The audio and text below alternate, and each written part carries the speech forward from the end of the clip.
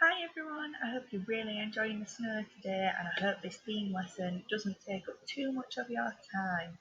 So today what I want you to do is to look at the story of what happened in Pompeii.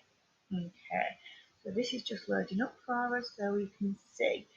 Pompeii is an ancient village or town that was in Italy during the time of the Romans. Okay, there's a mountain close by called Mount Vesuvius, and one day it erupted and it caused the destruction of the town Pompeii. Okay, so let's have a look. So it erupted on the 24th of August for the first time in hundreds of years. So people weren't expecting it to erupt, and there were people living nearby. Okay, it's situated on the Gulf of Naples in Italy, like I mentioned earlier. And the eruption destroyed not only Pompeii but also another city, causing the death of thousands of people. Uh, Both cities were filled with shops and houses and other buildings, so all of these things were destroyed. So, what I want you to do today is to fill in the storyboard showing what happened in the days leading up to Pompeii and what happened on the actual day.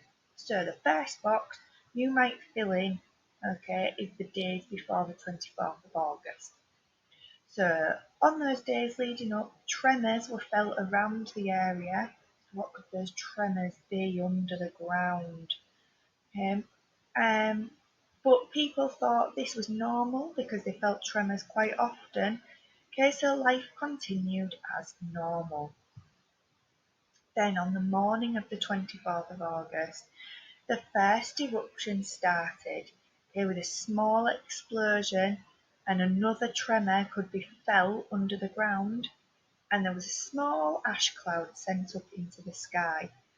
At this point, people still thought it was normal, everything was okay, so they stayed in Pompeii. In the afternoon, at about 1 o'clock, so just after dinner, there was a violent eruption of Mount Vesuvius. So a massive ash cloud was exploded.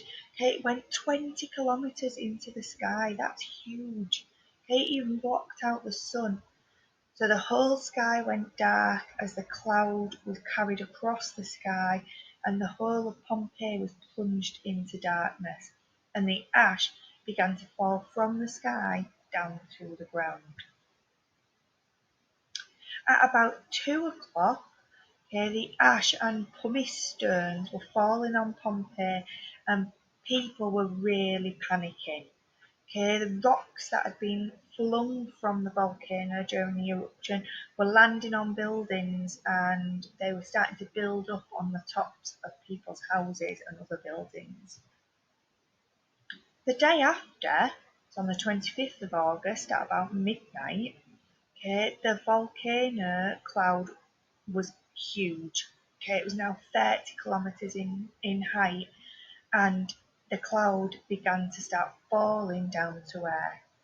Okay, so lots of hot gas and rocks and other volcanic material came down, okay, the mountain with such speed, okay, and it killed lots of other people in the neighbouring village. And they think that the pyroclastic flow was at about 350 kilometres per hour. That is really fast. So there would be no avoiding it. You couldn't run away from it because it is so fast. So in the early hours of the 25th of August, about 2 a.m., okay, the eruption cloud collapsed again. Okay, and then there was a second surge, okay, of all of the lava and the ash, okay, and it got even closer to Pompeii this time. And again on the 25th of August at 7 a.m., okay, the cloud collapsed again.